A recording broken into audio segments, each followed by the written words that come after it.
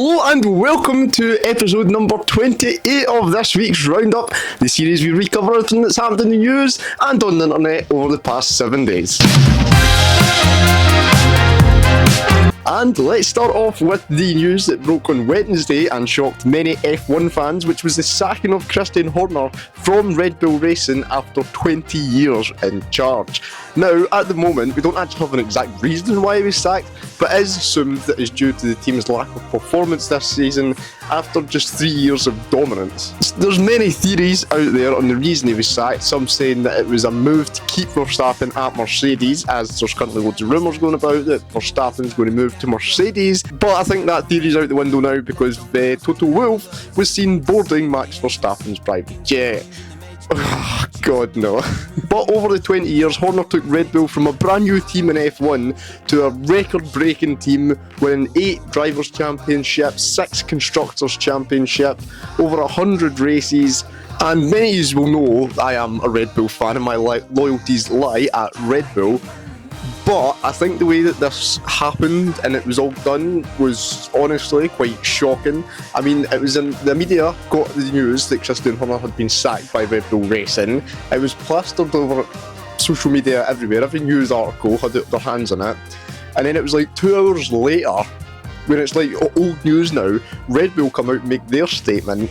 And then hours and hours after that as well, they put up their thank you video. And I mean, I just feel like it was a bit disrespectful to the man who's, you know, he's the only team principal that Red Bull's ever had. He literally took that team from nothing to where they are now.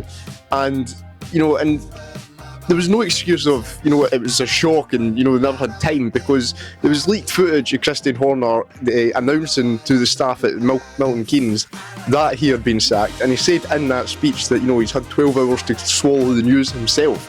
So, you know, they had plenty of time. I just thought it was a bit disrespectful to the man that, you know, gave them everything and, you know, 2 hours after everybody knows they put out their announcement that he's been sacked.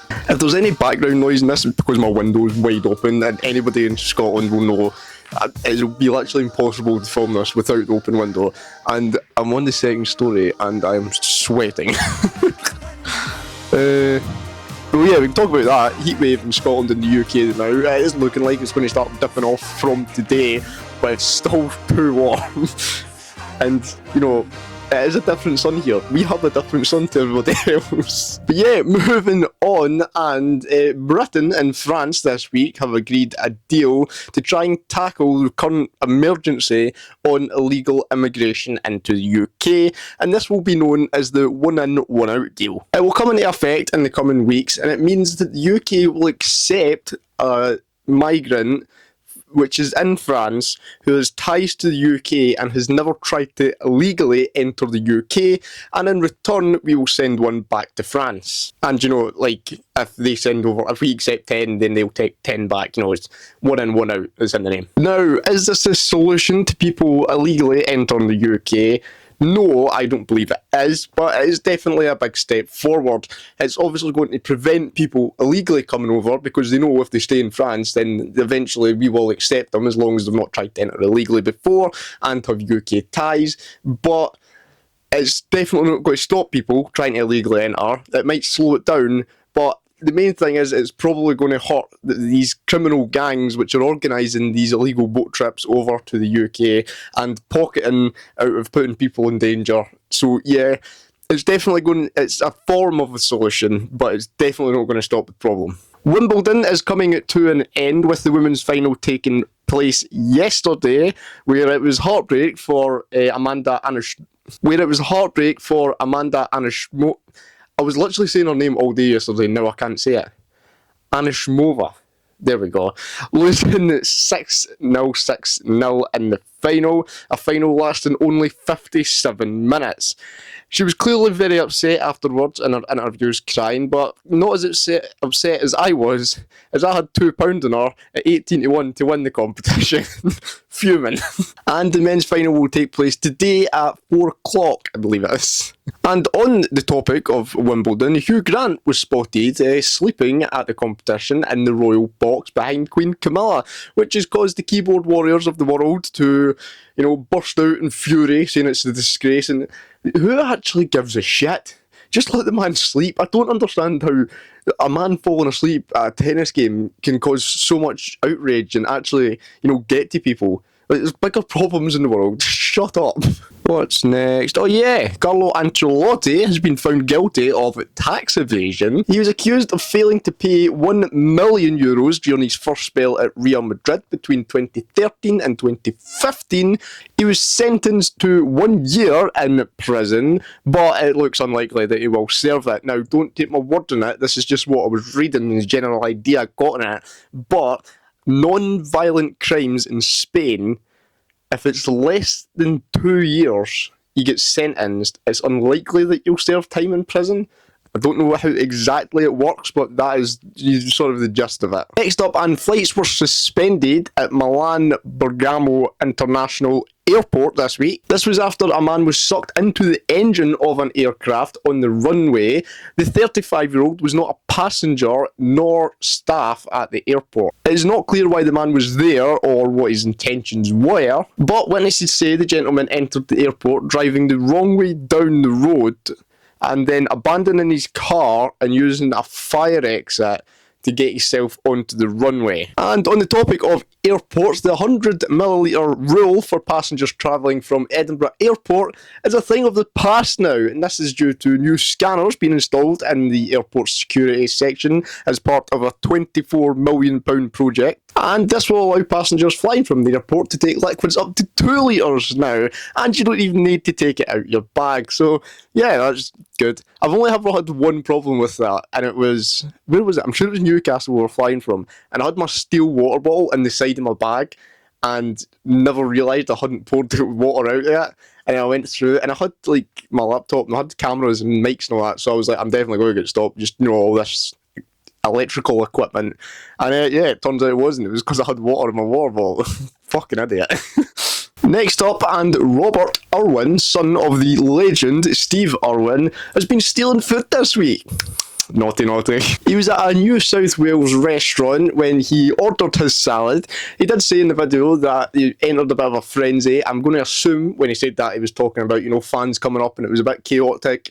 He then left, had his salad, and then realised the next morning, I never paid for that. So, out of the goodness of his heart, he contacted the restaurant and asked them, how can I pay for this? Can I just send it by transfer? Yeah, because he had travelled quite a bit away from the restaurant now. But they replied and said all they want is a good review. So he took to social media promoting the restaurant, which was a lovely thing to do. I'll not be promoting them here though, because they're not paying me and I'm not getting a free salad, so... Also this week we've got a bit of YouTube drama between the Sidemen and Jamma after she appeared on the Chunk Show podcast and made this comment. I like Toby, I get on with Toby, and I get on with KSI, but I don't really know the rest of them. Yeah, fair enough. And they're like... not your kind of peeps, But like you said, private school, different upbringing to us. Yeah, it's just, Just more relate, that's nothing wrong with it. No offence, they smashed it, well done from being rich. Yeah. No, she could have just came out and said, just don't get along with them. They're not, the type of people I hang about with, friends with. That'd be fine. We'll leave it at that. But she didn't. No, she obviously made the comment about their upbringing, which she also says she doesn't know them. So I don't know if she's got any grounds to comment on their upbringing if she doesn't know them. Second of all, she also said she doesn't get along with them because of the private school and all that, but she did say she gets along with KSI, who was one out of the two that were privately educated. So yeah, that just leaves that point, out the window.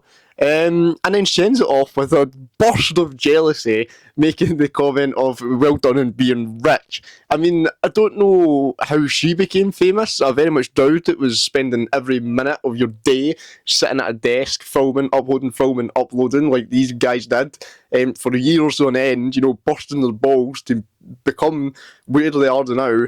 So yeah, let me know what side you're taking on this. I think you can guess what side I'm taking. And last but not least, Donald Trump said he'll be removing the US citizenship of actress and comedian Rosie O'Donnell. The two have had back and forth arguments for years, and she moved to Ireland just in January when Donald Trump was elected for his second term, and saying she wouldn't be returning to the US until it is safe and everybody has equal rights.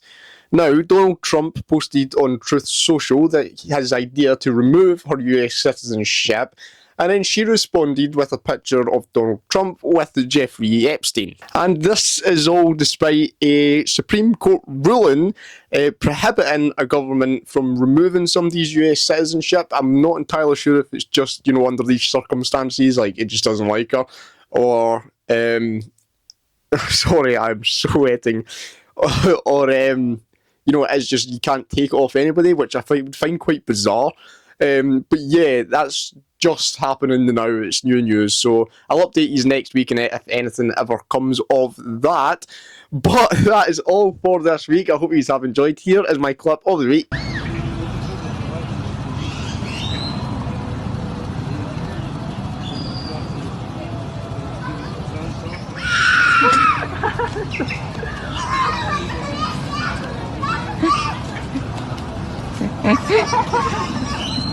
Yeah, thank you very much for watching. I hope you've enjoyed, and I hope you have a wonderful week next week, and I will see you again next Sunday at 5 PM.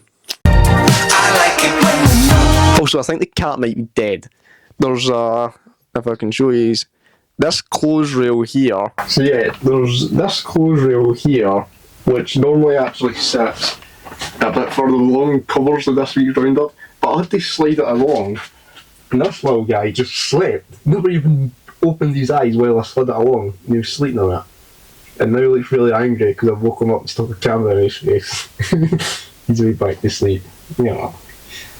Say bye, Rio.